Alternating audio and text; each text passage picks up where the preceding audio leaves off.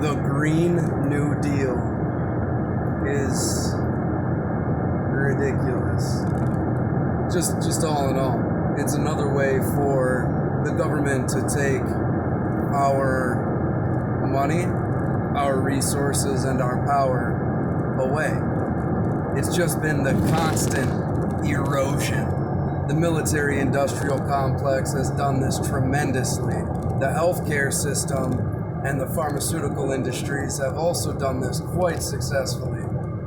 You have trillions and trillions of dollars being taken away from the population, given to corporations, and then the government, which is just lining the pockets of all of these people within the businesses, within politics.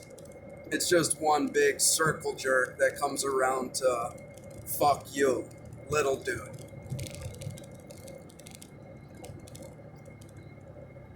So, let's say electric cars.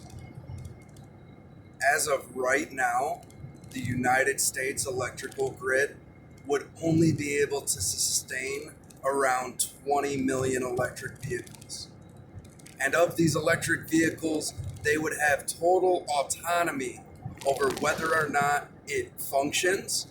Every place that you go will be tracked, right? Not to mention,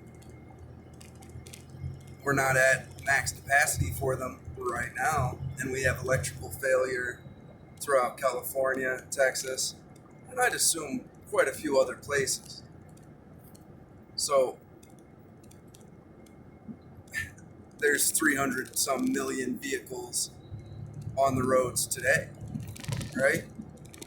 At least hundreds of millions of vehicles. We need to get that down to about 20.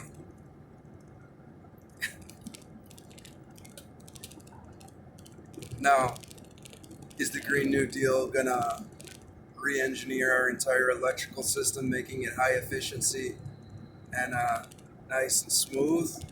No. I mean, right now, they're just trying to store things in batteries. You gotta store electricity in lithium-ion batteries that we depend on China for around 90% of.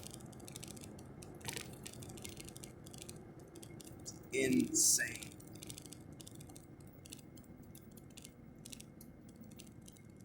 CO2. You realize that trees breathe in CO2, right? That's the way that the environment works. The environment is not designed to absorb hazardous waste in the form of lithium ion. Or how about all the nuclear radiation dumped into the oceans? How come the people that are telling us that we need to stop driving so much and we need to turn our air conditioners off have private jets? 60,000 square foot homes. Buying beachfront property. It's crazy that this is even a discussion that's happening, at least on the grand scale. We don't have heated roads, so we have to run trucks and dump chemicals on them constantly during the wintertime, not to mention repave them continuously. If you really want to have them be powered, you could just have them solar panels, all the roads. But, you know, this isn't about actually solving problems. It's just more ways to steal from our future descendants.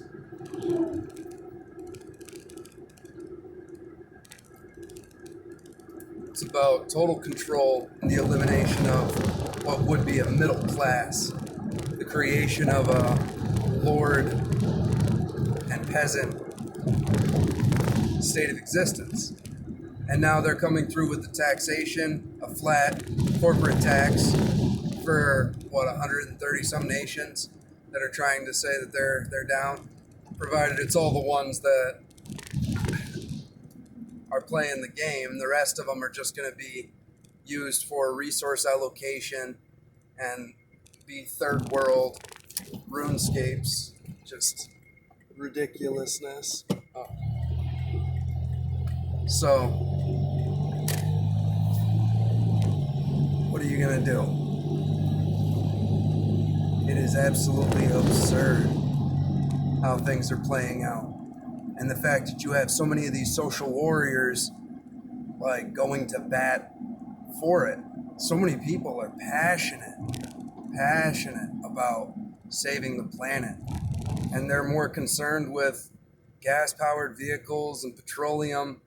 I mean, petroleum consists of all the plastic materials that have been dumped in the ocean that are all over the damn place. Nobody's advocating for hemp manufacturing and renewable resource allocation. Nobody's talking about superheating